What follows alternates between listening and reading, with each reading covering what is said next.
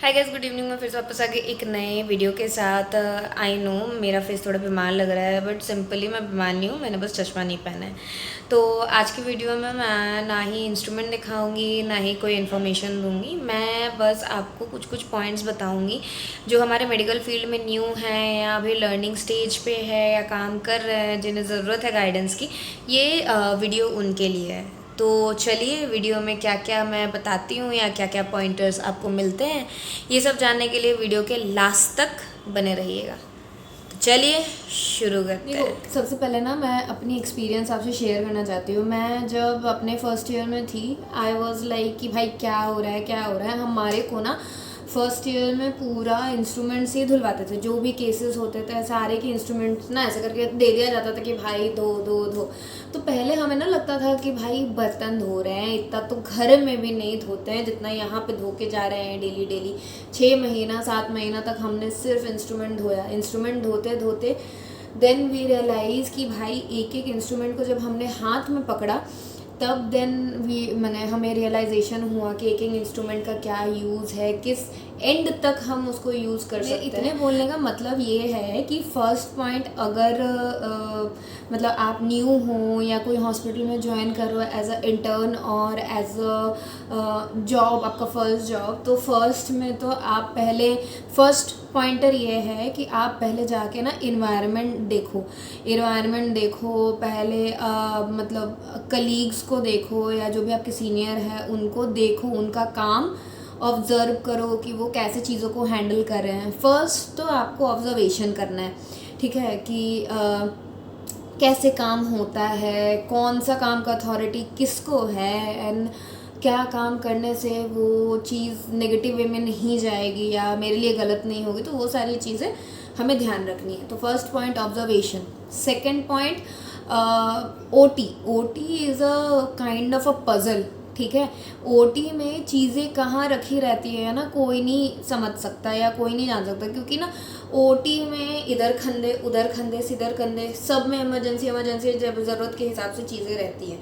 तो सेकंड में भी ऑब्जर्वेशन आता है, लेकिन फर्स्ट वाला ऑब्जर्वेशन था लोगों को समझो, सिचुएशन को समझो। सेकंड वाला ऑब्जर्वेशन था कि भाई ओटी में कहाँ क्या चीज़ है, वो ऑब्जर्वेशन को समझो।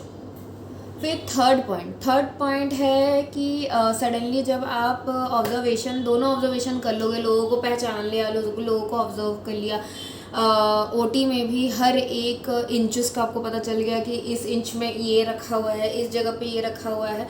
तो जब आप चीज़ों के बारे में जान जाओगे ना, ओटी में क्या रहता है क्या नहीं रहता है के बारे में जब जान गए, तब आप जब फ्लोर वर्क कर रहे हो, मतलब आप असिस्ट नहीं कर रहे हो। सबसे पहला होता है, कोई भी नया इंसान को असिस्ट कराने नहीं दिया जाता है, क्योंकि पेशेंट का ज़िंदगी हमारे हाथों में होता है, सर्जन और हमारे हाथों में होता है। उन्हें सही सलामत भेजना बहुत ज़्यादा ज़रूरी रहता है। तो कोई भी अनएक्सपीरियंस बंदे को सर्जरी में असिस्ट फर्स्ट में नहीं कराया जाता है, उनसे पहले ऑब्जर्वेशन कराया जाता है, उसके बाद अपने अंडर में लेके काम कराया जाता है, उसके बाद ही उन्हें फ्री हैंड या फर्स्ट असिस्टेंट की पोस्ट मिलती है, ठीक है।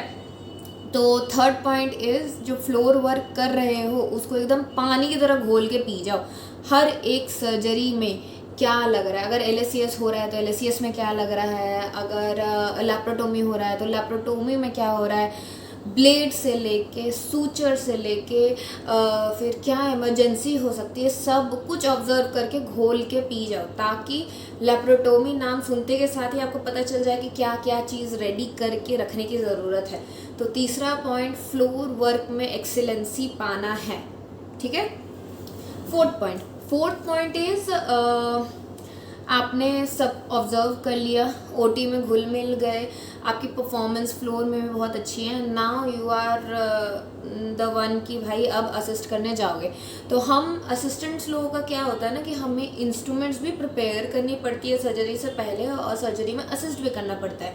एंड नाउअडेज लोगों को, बच्चों को क्या दिक्कत होती है ना कि उन्हें समझ में नहीं आता है कि सर्जरी में क्या क्या इंस्ट्रूमेंट लग रहा है, कौन सा सर्जरी में कौन सा इंस्ट्रूमेंट लग रहा है। तो उसका सिंपलेस्ट वे, मैं एक चीज़ मतलब मैं बता देती हूँ, सिंपलेस्ट वे उसको याद कैसे करना है। फर्स्ट ऑफ ऑल, सर्जरी क्या है। फॉर एन एग्जांपल, सर्जरी है लैप्रोटोमी। लैप्रोटोमी का क्या मतलब होता है कि the observation inside the peritoneum में जो हमारा पेट है, पेरिटोनियम लेयर के अंदर जितने भी ऑर्गन्स हैं उसका ऑब्जर्वेशन करना। लैप्रोटोमी मतलब पेट काटना, टोमी मतलब काट के हटाना, ठीक है। तो लैप्रोटोमी का मतलब है पेट के अंदर क्या हो रहा है क्या नहीं हो रहा है उसकी ऑब्जर्वेशन को देखना कि भाई क्या हुआ है क्या नहीं हुआ है, ठीक है।